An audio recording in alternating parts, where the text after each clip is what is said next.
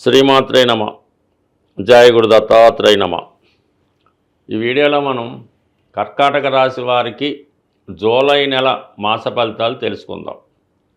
కర్కాటక రాశి వారికి ఇంచుమించు ఈ నెలంతా కూడా ఒక అదృష్ట యోగం ఉన్నట్టే మనం అనుకోవలసి ఉంటుంది. బుధుడు నెలంతా కూడా రాశి యందే సంచరించడం జరుగుతుంది. తృతీయాధిపతి బుధుడు రాశి యందు సంచరించడం వల్ల కర్కాటక రాశి వారికి చాలా ఉత్సాహం పెరుగుతుంది. ఏ పనైనా సరే చాలా ఉత్సాహంగా స్పీడ్గా పూర్తి చేయడం జరుగుతుంది. ఎప్పుడు సరదాగా హ్యాపీగా ఎంటర్టైన్మెంట్గా ఉండే అవకాశం ఉంటుంది. అయితే ఈ ప్రయత్నంలో అందరినీ నమ్మడం వల్ల అటు మీరు వ్యాపార రంగంలో ఉన్న ఉద్యోగస్తులైనా మోసపోవడం ద్వారా ధన నష్టం జరిగే అవకాశం ఉంటుంది. ఏదైనా చెక్కులు ఇవ్వడం వల్ల కానీ, ధనం ఇవ్వడం వల్ల కానీ, అకౌంట్స్లో తారుమారు వల్ల కానీ, లేదంటే మీరు దాచుకున్నటువంటి వస్తువులు కానీ, ధనం కానీ ఏదో విధంగా మరి అది పోవడం కానీ, విలువైన డాక్యుమెంట్లు మిస్ అవ్వడం కానీ జరిగే అవకాశం ఉంది. సాధారణంగా ఒక వ్యాపార సంస్థలో ఆ వ్యాపారం నష్టం వైపు జరుగుతుందంటే ఖచ్చితంగా ఆ వ్యాపార సంస్థలో కొద్దిగా మిస్మేనేజ్మెంట్ ఉంటుంది. కావలసిన వాళ్ళే ధనాన్ని కొంతవరకు తీసుకోవడం కానీ, వాడుకోవడం కానీ చేస్తూ ఉంటారు.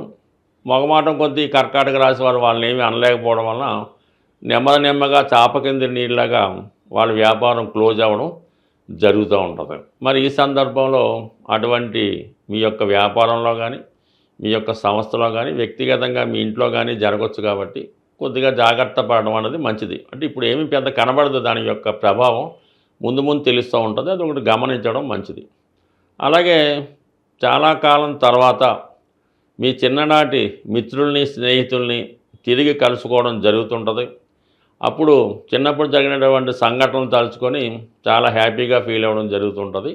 అలాగే కుటుంబ సమేతంగా మిత్రులతో కలిసి ఏదైనా ఒక విహారయాత్ర కానీ, వినోదయాత్ర కానీ, లేదంటే పుణ్యక్షేత్రాన్ని కానీ దర్శించడం జరుగుతూ ఉంటుంది. బట్ ఏదైనా మీరు ఏమి జరిగినా ప్రతి విషయాన్ని చాలా టేక్ ఇట్ ఈజీగా చేసుకొని గతాన్ని మర్చిపోయి సంతోషంగా ఉండడానికి ఈ బుధుడు కారణం అవుతూ ఉంటాడు. అలాగే జూలై 16 తర్వాత రవి కూడా ఈ బుధుడితో కలవడం వల్ల మీ రాశి అందే, అంటే కర్కాటక రాశి అందే ఏర్పడినటువంటి బుధాదిత్య యోగం జాతకుడిలో ఒక విధమైనటువంటి సెల్ఫ్ కాన్ఫిడెన్స్ పెరుగుతుంది. ఏ పనైనా చేయగలను అన్నటువంటి ధైర్యం కలుగుతూ ఉంటుంది.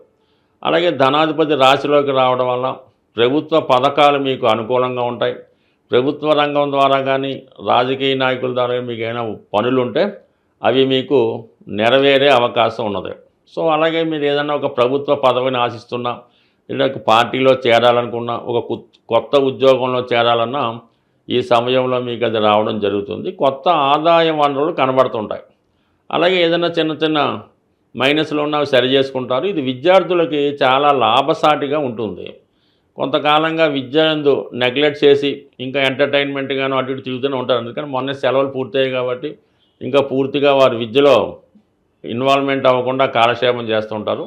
ఇంచుమించుగా మనకి ఈ జూలై 16 నుంచి ఈ రవి ఆగమనంతో ఏర్పడినటువంటి బుధాదిత్య యోగ ప్రభావం వల్ల అటు విద్యార్థుల్లో చాలా పట్టుదల పెరుగుతూ ఉంటుంది.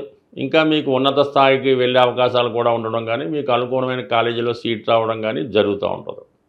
అలాగే వ్యయంలో ఉన్నటువంటి గురువు ఆల్రెడీ మంచి కార్యక్రమాలకి అటు విద్యార్థులకు కానీ ఎవరికైనా ఖర్చు ఉంటుంది. పెద్దవాళ్ళకి పిల్లల చదువు నిమిత్తం కానీ, వారి వివాహం కొరకు కానీ, అంటే పెద్దవాళ్ళు కూడా పిల్లల కొరకే ఎక్కువ ఇన్వెస్ట్ చేయడం, ఖర్చు పెట్టడం జరుగుతూ ఉంటుంది. ఇది పక్కన పెడితే 11వ స్థానంలో శుక్రగ్రహం. ఇది చాలా వరకు జాతకుడికి సమయానుకూలంగా స్త్రీల నుండి సహకారం లభిస్తూ ఉంటుంది. మళ్ళీ ఇక్కడ స్త్రీలంటే వేరే అర్థం కాకుండా అక్కగారు, వదినగారు, తల్లిగారు, అత్తగారు వారి ద్వారా సహకారం లభిస్తూ ఉంటుంది. అలాగే చతుర్థాధిపతిగా లాభస్థానంలో ఉండడం వల్ల ఏంటంటే స్థిరాస్తుల మీద ఆదాయం పెరుగుతుంది. అలాగే మీకు ఏదైనా ఒక ఫంక్షన్లో కానీ, ఒక వేడుకలో కానీ కొత్త మిత్రులు పరిచయం అవుతారు. వారి యొక్క సహకారంతో కొన్ని కొత్త విషయాలు తెలుసుకుంటారు. మీ యొక్క వ్యాపార అభివృద్ధి కానీ, విద్యాభివృద్ధి కానీ వారు చాలా వరకు సహకరించే అవకాశం ఉంది. అలాగే ఇది మెడికల్ రంగంలో ఉన్న వాళ్ళకి చాలా అనుకూలంగా ఉంటుంది. అటు కర్కాటక రాశి కూడా మెడికల్ సంబంధించింది. అందులో ఉన్నటువంటి బుధుడు, రవి ఉండడం వల్ల మరి వైద్య వృత్తిలో ప్రవేశించాలన్నా, దాంట్లో ఇంకా కొత్త విషయాలు నేర్చుకోవాలని అనుకూలంగా ఉంటుంది. శుక్రుడు లాభస్థానంలోకి రావడం వల్ల ఈ విధంగా గౌరవప్రదమైనటువంటి హోదా కలిగినటువంటి వారు సహకరించడం వల్ల మీకు అన్ని విషయాల్లోనూ కలిసి వచ్చే అవకాశం ఉన్నది. ఇక ధనస్థానంలో కుజగ్రహ సంచారం ఆల్రెడీ కేతువుతో కలిసి ఉండడం వల్ల కొన్ని కుటుంబపరమైనటువంటి సమస్యలు వచ్చే అవకాశం ఉంది. కుటుంబ సభ్యుల మధ్య కొన్ని విభేదాలు, ఆర్థిక సంబంధించిన విషయాల వల్ల ఇబ్బందులు కలిగే అవకాశం ఉంది. అధిక మొత్తంలో ధనం మీ కుటుంబానికి రావడం వల్ల అది పంచుకునే విషయంలో కానీ, దాన్ని ఖర్చు పెట్టే విషయంలో కానీ, అటు అన్నదమ్ముల మధ్య కానీ, అలాగే కుటుంబ సభ్యుల మధ్య కానీ విభేదాలు రావడం వల్ల ఎవరో ఒకరు మీ కుటుంబాన్ని విడిచిపెట్టడం కానీ, కుటుంబ మధ్య మనస్పర్ధల వల్ల, స్పిట్స్ వల్ల కొన్ని ఇబ్బందులు కానీ వచ్చే అవకాశం ఉంది. బట్ ఏదైనా ఈ విషయంలో మీరు కొంత సహనం పాటించి అతిగా మాట్లాడకుండా సామరస్య ధోరణిలో మాట్లాడడం కానీ, లేదంటే ఇటువంటి సమస్యలు ఏమైనా వచ్చినప్పుడు అటు వివాహ సమస్య కానీ, ఆర్థిక సమస్య కానీ, స్థిరాస్తి పంపకాల్లో ఉన్నటువంటి సమస్య కానీ వచ్చినప్పుడు కొంతకాలం పాటు దీన్ని వాయిదా వేసుకుంటే సమస్య దానికదే పరిష్కారం అవుతుంది. సాధారణంగా మనకి ఈ గ్రహాల యొక్క సంచరిస్తున్నప్పుడు గ్రహాల యొక్క అనుకూలత కొరకు ఆ నెలలో కొన్ని ముఖ్యమైనటువంటి పండగలు కానీ, కొన్ని పర్వదినాలు కానీ రావడం జరుగుతూ ఉంటుంది.